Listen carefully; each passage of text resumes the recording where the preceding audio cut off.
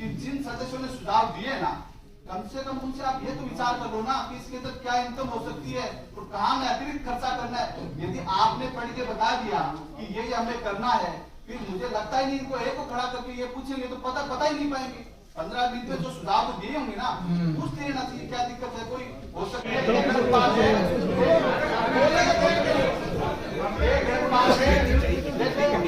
ये पूरी मीडिया यहाँ पर है, पूरी मीडिया यहाँ पर है। मैं कह रहा हूँ केवल आधा घंटा मीटिंग चली है और आपकी बातों को हम सभी ने पूरे ध्यानपूर्वक बजट की मीटिंग को संचालित करवाया है और ये बजट की अंतिम मीटिंग है। घंटे में आपसे निवेदन करूंगा, आग्रह करूंगा, मैं विपक्ष का नेता हूँ, 5 मिनट मैं मेरी बात रखूंगा, फिर सारे सदस्य जो भी जिनकी वायदों की समस्या है वो कम से कम आप सुनो तो सही।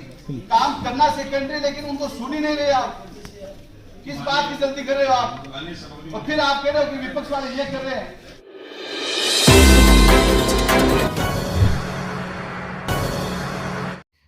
सीकर प्रदेश सरकार के बजट के बाद आज शहरी सरकार ने अपने 5 साल के कार्यकाल का अंतिम और 10वां बजट पेश किया। शहरी सरकार की ओर से इस बार 391.78 करोड़ का बजट सदन में पेश किया गया। बजट में इस बार 9 करोड़ 36 लाख की बढ़ोतरी की गई।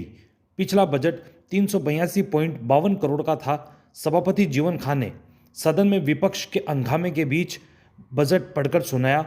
इस बजट में खास बात यह थी कि इस बार बजट पर 1 घंटा 13 मिनट तक चर्चा और बहस की गई, जबकि पिछले बजट में 10 से 19 मिनट तक पढ़कर ही समाप्त कर दिया गया था। नगर परिषद सभापति जीवन खां ने शायराना अंदाज में शायरी पढ़कर बजट सत्र की शुरुआत की। सीकर शहर वासियों को 11 बड़ी घोषणाओं का फायदा मिलेगा। अधिक जानकारी देखने के लिए डिस्क्रिप्शन में खबर को विस्तार से पढ़ें। अपने आसपास की खबरें देखने के लिए हमारे YouTube channel Sikar 23 news channel को सब्सक्राइब करें। फेसबुक, इंस्टाग्राम, ट्विटर पर हमें फॉलो करें। देखते रहिए सीकर 23 न्यूज़, हमेशा आपके साथ। जय हिंद, जय भारत। शहरी सरकार का 2024-25 का जो ये बजट पेश किया गया है, ये एक दिशाहीन, विजनहीन और सीकर के 3 लाख जो आबादी है उसको दिग्भ्रमित करने वाला है। इस बजट के अंदर कुछ नहीं है, फिर एक बार से वही पुरानी घोषणाएं, पुरानी घोषणाओं का कुछ नहीं, एक बार पुनः सीकर की जनता को ठगने का काम किया गया है। इस शहरी सरकार के कार्यकाल को देखा जाए तो सीकर की जनता अपने आप को ठगा सा महसूस कर रही है और इन्होंने जो जिस प्रकार से ये दशकों से बजट पेश करते आ रहे हैं और इस कार्यकाल का ये 5वां सभापति जी का जो 10वां बजट पेश किया जा रहा है, मैं तो यही कहूँगा इन्होंने अपने आप में एक शर्मनाक रिकॉर्ड कायम किया है कि इनमें काम कुछ नहीं करनी और कथनी में जमीन आसमान का फर्क है। ये सब हम देख रहे हैं।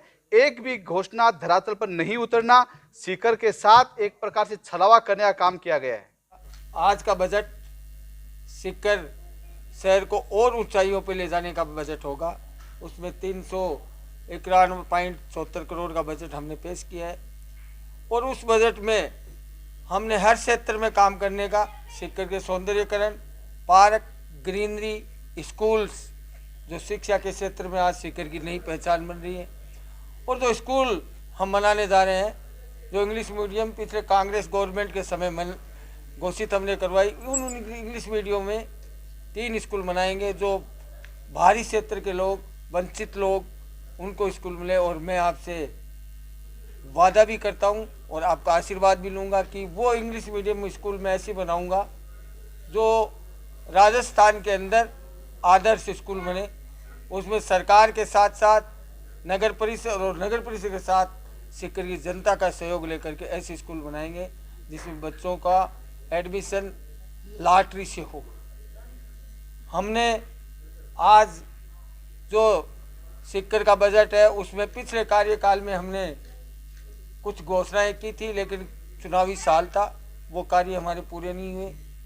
मैं निश्चित रूप से आपको ये कहना चाहूँगा कि आने वाले 6-7 महीने के अंदर सीकर में साइंस पार्क, नेहरू बाल भवन, हमारी 3 स्कूल और नए आयाम जो लिए। दूसरा मैं ये कहना चाहूँगी, सरकार की मंशा सौर ऊर्जा में राजस्थान के अंदर सीकर को पायलट प्रोजेक्ट के बंदे स्वीकृत किया गया है, जिसमें आपकी नगर परिषद राजस्थान में सबसे पहले सौर प्लांट लगा करके आज जीरो बिल इस नगर परिषद का जो 1.5 से 1,80,000 तक का आता था, जीरो बिल आ रहा है। इसी प्रकार हमारी 2 MLD, 8 MLD, नेहरू पार्क ऐसी जो संस्थाएं हैं जिसमें 1 लाख से ऊपर का बिल आ रहा है, उसको हम सौर ऊर्जा से जोड़ने का प्रयास करेंगे। दूसरा, हमारे सामाजिक संगठन हैं, हमारी शमशान भूमियाँ हैं, हमारे जो कब्रिस्तान हैं, उनमें हमारे सामाजिक संगठनों को बिल का भारी भाव जाता है। 2-3 नगर परिषद भर रही थी, उनका भी बिल अधिक आता है। तो मैं पूरे मेरे सामाजिक संगठनों की जो एक मांग थी काफ़ी समय से कि हमारे पर ये बिल आता है और ये बिल हमें लोगों से आर्थिक मदद लेकर के चुकाना पड़ता है। तो आज आमजन की, नागरिकों की आशीर्वाद से, पार्षदगणों के सहयोग से और आप सब लोगों के सहयोग से आने वाली जो संस्था है उनमें हम 10 MLD का सोलर प्लांट लगा करके टॉप पोलन लगाएं ताकि सामाजिक संगठनों पे आर्थिक बोझ नहीं बने। पार्षदों ने भ्रष्टाचार के आरोप लगाए हैं सभापति पर, क्या कहेंगे? जांच के लिए तैयार हैं? बिल्कुल, मैं आपको ये कहना चाहूँगा, वो भ्रष्टाचार के आरोप जीवन खापे नहीं लग रहे, वो भ्रष्टाचार के आरोप इस सीट पे लग रहे हैं, वो भ्रष्टाचार के आरोप माननीय प्रधानमंत्री पे लगते हैं, माननीय प्रदेश के मुख्यमंत्री पे लगते हैं, माननीय मंत्रियों पर भी लगते हैं। वो भ्रष्टाचार जीवन खापे नहीं, वो इस सीट पे वो लोग लगा रहे हैं। मैं उनको ये खुले चैलेंज के और खुले मन से ये कहना चाहूँगा, आप जहाँ भी जांच करवाएं, बिल्कुल करवाएं। अगर वो सबूत दे देंगे, मैं मेरे जीवन में राजनीतिक छोड़ दूंगा और जो भी सज़ा मुझे मिलेगी वो भुगतने के लिए तैयार हूँ। आरोप ये भी है कि रिपीट की गई है जो पुरानी योजनाएं थी सारी, मतलब बजट में रिपीट किया गया कुछ खास। देखिए, मैं आपको पिछले मेरे पास अभी वो है नहीं, पिछले बजट की घोषणाएं थी उनका मैं आपको बायोडाटा दे देता हूँ। मैं पहले भी आपको कह चुका हूँ कि कुछ प्रोजेक्ट थे जिसमें बाल भवन, साइंस पार्क, उनके पैसे 7 करोड़ से लेकर के 4 करोड़ रुपए थे, लेकिन आचार संहिता थी, चुनावी साल था, उसके कारण वो रह गए। और जो हमने घोषणा कर दी वो घोषणा हमने पूरी की है और पूरी करेंगे। ये भी लग रहा है कि जीवन रेल नहीं बनाई, नहीं चलाई, हर समय ये बात आती है, तो मैं उसमें स्पष्ट लफ्ज़ों में आपको कहना चाहता हूँ, जीवन रेल में पहले भी लगाने के लिए तैयार था, आज भी हूँ, लेकिन वो फॉरेस्ट लैंड थी, फॉरेस्ट की NOC नहीं मिलने के कारण वो काम पूरा नहीं हो पाया और वो होगा भी नहीं कि जब तक फॉरेस्ट उसकी NOC नहीं देगी। तो मेरा आपसे मन निवेदन है कि वो अगर आपको एलिगेशन लगाना है तो फॉरेस्ट डिपार्टमेंट में लगाए, जीवन खापे नहीं लगाए। आपका आशीर्वाद मेरे पर सदैव रहा। वीडियो देखने के लिए आपका बहुत बहुत धन्यवाद।